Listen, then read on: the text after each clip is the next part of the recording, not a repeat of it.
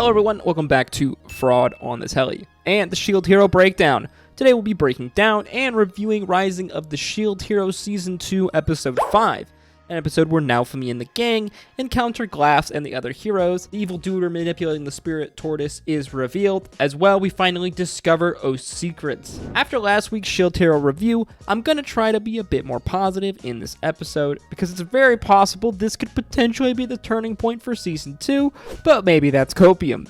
As always, if you enjoyed the video or learned something new, make sure you like, comment, and subscribe. Don't forget to check out last week's Shield Hero review. Let's get into it.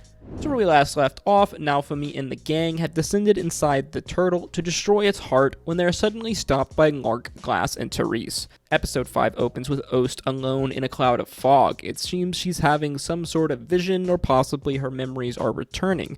Again, like in last episode, she wonders why a mere familiar would have feelings and emotions for humans. As we said last episode, it feels really weird having OST be the central figure, when the anime really just pushed her onto us with little reason to be invested. However, at the very least, all answers with OST will be revealed later in this episode, so at least that's something.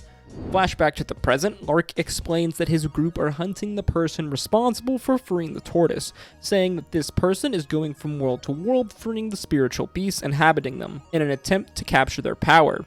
Lark offers that the two groups teamed up, but Noafumi declines, saying he has no intention of siding with someone who's trying to kill him. The two groups split up, heading deeper into the tortoise. While exploring, Naofumi's party come across a blue dragon hourglass in the tortoise. The sand inside it all rests on the bottom. OST explains the icon Naofumi sees shows the number of souls taken by the tortoise. These souls were intended to create a barrier that would protect the world from the waves. OST leads the party to the tortoise's heart. Suddenly, the group hear laughter ringing out. A man with long white hair steps out from the shadows. His name is Kyo, and he reveals himself to be the wielder of the book Vassal weapon, one of the 7 weapons that Lark's party carry. Kyo begins floating and talking some mad shit to Noafumi and the party. Also, I freaking love this line here, at least Shield Hero on the nose with their harem trope bait. OST casts a spell on Kyo, but it fades right through him, Noafumi determining this is an illusion and his body is somewhere else. Kyo explains that Lark and the others are much dumber than Noafumi, as they're going around destroying fake hearts that he has created. They bicker back and forth a bit. Noafumi tells him to give the tortoise and the souls he stole back. Yeah, that doesn't really work. Kyo's form disappears as an eye grows out of the tortoise, shooting a laser beam at the party. Noafumi, though, manages to block it. Raphtalia rushes forward, stabbing the heart. As she does so, she looks at OST, remembering that if she kills the turtle, it will destroy her as well. As she stabs it, suddenly OST is no longer with the party. She stands before a large crystal within the tortoise. As she touches it, the tortoise tattoo on her chest begins glowing. Also, why does every tattoo have to be on the titties, huh? She begins crying as it seems she's come to some realization, saying, so that's how it is, huh? She wakes up back inside the tortoise, explaining it is still not dead. She reveals to them her boob tattoo, saying she remembers everything. She casts a spell, saying reveal the path to my deepest depths as a hole opens inside the tortoise. She tells everyone to hurry, the tortoise is about to revive as they all jump within the hole. As they do so, the tortoise does in fact revive, roaring to life, its head reattached once more. The party stand before the crystal we saw earlier as Kyo appears, welcoming them to the depths of the tortoise. He berates the group again, calling Raphtalia a moron for having not figured it out yet.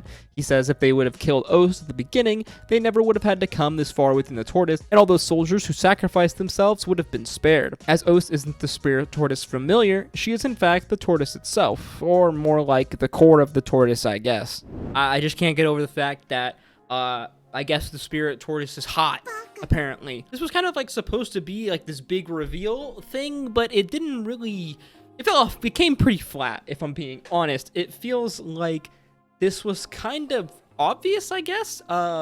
Maybe I just took it literally as the familiar is the tortoise before. And I mean, to be fair, she did just say, kill me, like in episode 2 or whatever, episode 1. What even was that episode? It was so long ago, I don't even remember. I don't know. It seems like we talked about this last episode a bit. OST and Rishia suffer from some of the same kind of problems. OST specifically, because in the anime, she's just thrown in to us and we're just supposed to care about her. But you see, that's the thing. I don't care. I don't really care that much. If anything, I feel like I cared more about Kyo's character. I hope I'm saying that right.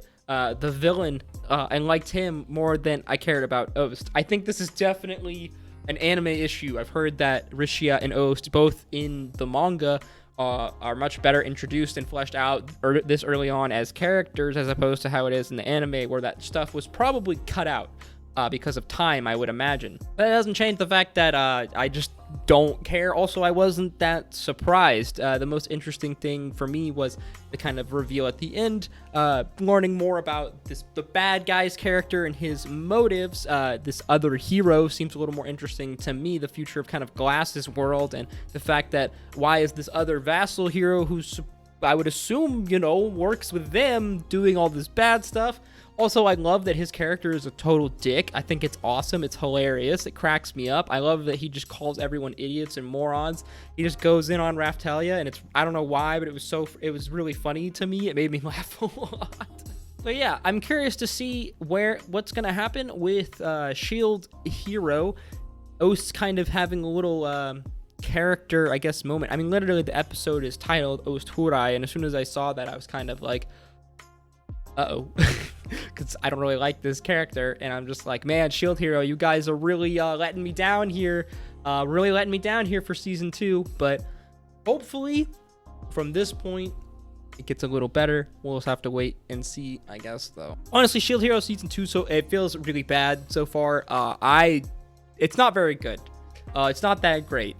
Maybe it would be okay if season 1 wasn't as good as it was, but compared to season 2, it's not that good. If season 2 is like an 8 or a 9, this is like a hard 6 so far. I've been told that the source material manga for this stuff is good, so it does get better as long as they don't mess up the adaptation, I guess. But yeah, this is just my thoughts, so always feel free to disagree with them. As I understand, plenty of manga readers probably will. As always, if you enjoyed the video or learned something new, make sure you like, comment, and subscribe. Let me know your thoughts about Shield Hero Season 2 in this episode down below. Remember, guys, I am an anime-only fan, so my perspective is very warped, especially for Season 2 and all of the content that is associated with it. So please, please take mercy on my soul in the comments. Make sure you go check out our other Shield Hero content, like our full Season 1 recap.